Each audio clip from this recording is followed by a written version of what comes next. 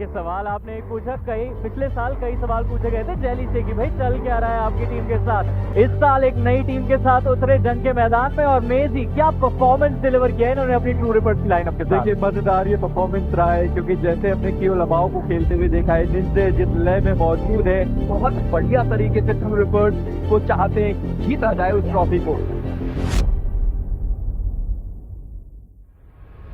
हर एक मैच में हम लोग जब जा रहे हैं तो बस अपने को उस एक मैच में फोकस करना है। फर्क नहीं पड़ता कौन सी टीम कितना मार रही है या फिर कौन सी टीम ऊपर चल रही है नीचे चल रही है, सिर्फ उस एक मैच में, सिर्फ उस प्रेजेंट में अपने को रहना है कि उस एक मैच में हम कितना मैक्सिमम निकाल सकते हैं। बस उसके ना आगे का सोचना ना उसके पीछे का, ठीक है। सिर्फ उस एक मैच के लिए खेल रहे हैं, ऐसा लेके चलो। मैं अभी भी बहुत ज़्यादा पॉजिटिव हूँ, मेरे को लगता है हम लेके जा रहे हैं, ठीक है।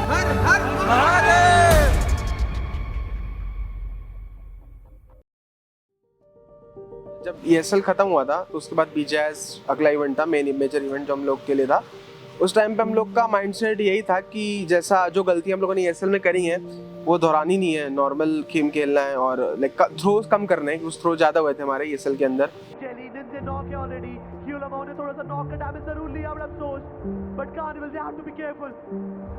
वो नेट तो पिन जरूर कर रहे हैं बट अभी तक कुछ भी प्रोडक्टिव यहाँ पे होता हुआ दिख नहीं रहा। गॉब्लिन के पास बढ़िया TPP कवर, DPS के शॉट कनेक्शन, पर धुएं की चादर के बीच में वो FPP कर अभी भी वो हट जारी रखना चाहते हैं। Goblin, he goes down, Hector आए, Hector versus Shelly, IGL mindsets की ये बैटल और हेक्टर खुद को एक स्टेप आगे रखेंगे। पहले 2 दिन हमने अच्छा खेला था बट उसके बाद आखिरी दिन बहुत डिजास्टर्स था पूरी टीम के लिए।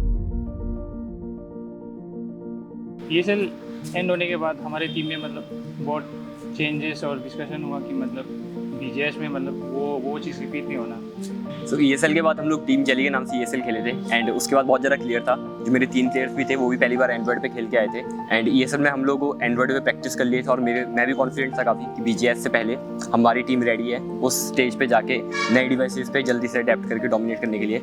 एंड हम लोगों के जितने भी डेज गए वो इतने ज़्यादा अच्छे तो नहीं गए, लेकिन हाँ काफ़ी ज़्यादा टीम को कॉन्फिडेंस मिला हर एक चीज़ में एंड डे 1 भी हमारा बहुत ज़्यादा अच्छा था।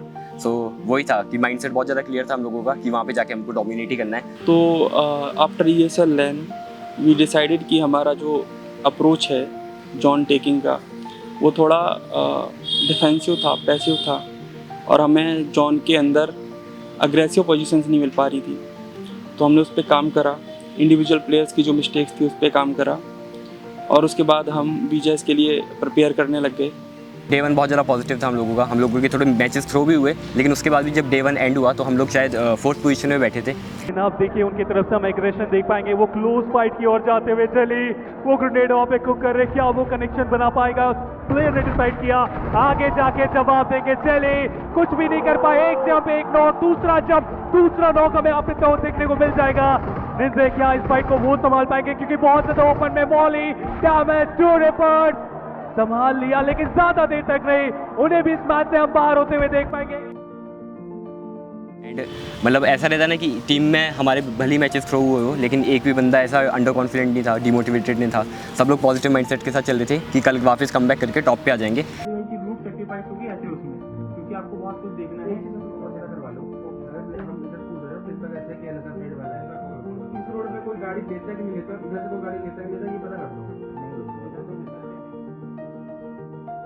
डे 1 के बाद मेरे माइंडसेट में ये था कि मुझे घुस के मारना है, कोई भी कहीं भी हो। शायद सेकंड एंगल में हम बहुत अच्छा खेले, हम बहुत मारे उसमें और हर मैच एटलीस्ट गॉडलाइक मिले, जितनी बार भी गॉडलाइक मिले हमें उतने बार हम गॉडलाइक को मार दिए थे। और अब ये अग्रेशन तो देखिए, बिना नॉक निकाले पुश कर दिया हीरो एक्सट्रीम गॉडलाइक से। एडमिनो वो आगे जाएंगे, उन्होंने एक नॉक निकाला, एक और प्लेयर को वो डाउन करेंगे। ही इज इन अ गॉडमिनो मोड राइट नाउ, पर पलटवार सैम के द्वारा जेली भी डाउन किए गए। Jonathan he was the last man standing but not for long. और ट्रू रिपर्स उन्होंने हीरो एक्सट्रीम गॉडलाइक के ओवर अग्रेशन को उनके अहंकार पे लगा दिया है एक फुल स्टॉप।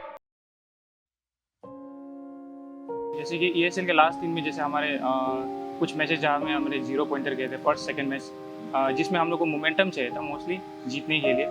तो BGS में भी वही चीज़ हुआ था कि हमारा फर्स्ट 2 मैच खराब ही गया था, लेकिन इस बार मतलब हमारे टीम का माइंडसेट बहुत पॉजिटिव था।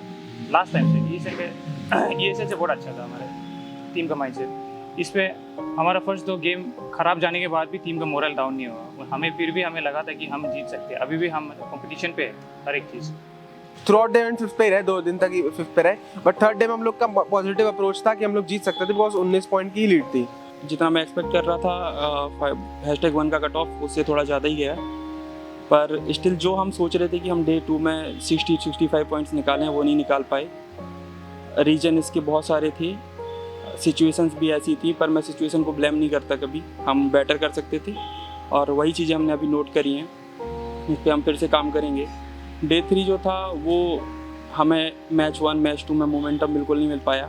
उसके बाद भी अगर देखा जाए तो नई टीम के अकॉर्डिंग सब लोग डिमोटिवेट हो जाने चाहिए थे कि शायद अब तो नहीं होगा, लेकिन वही कह रहा हूँ कि टीम बहुत ही ज़्यादा पॉजिटिव थी इस टूर्नामेंट से पहले से लेकर, और उस टाइम पे भी मेरी टीम मेरे को यही बोलती है कि अभी 4 मैचेस और बचे हैं, कुछ भी हो सकता है क्योंकि पॉइंट डिफरेंस इतना ज़्यादा नहीं है, तो हम लोग अभी भी ट्राई हार्ड करेंगे।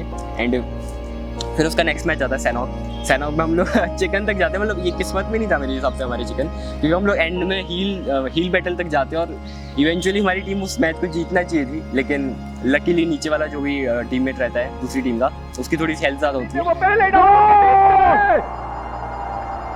नहीं कर सकता था भाई, अगर हम लोग 4 भी बचे होते ना, हमारी सेव ऐसी होती 75 तो भी जीत जाता। कोई बात नहीं, मुझे क्या था कि मुझे लगा कि अपने को बूस्टर नहीं है कि हम नहीं था, एक बार मार दिया भाई, इसके बाद खत्म कहानी।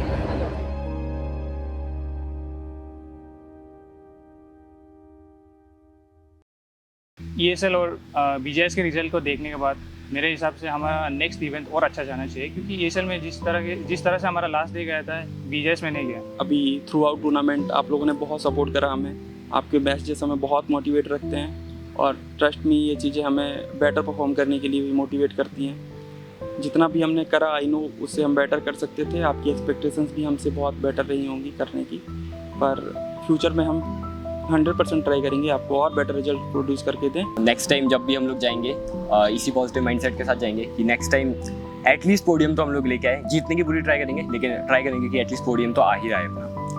बीजैस में तो हमने विन करने का ट्राई किया गाइस, मेरे को लर्न मिल गया, लेकिन कोई नहीं, या तो विन है या तो लर्न है। हम लोग ट्राई करेंगे कि इस बार अगले मेजर इवेंट्स में विन मिले, लर्न ना मिले। Thank you for everyone for supporting us throughout our journey. And keep cheering for us, Team Truth first.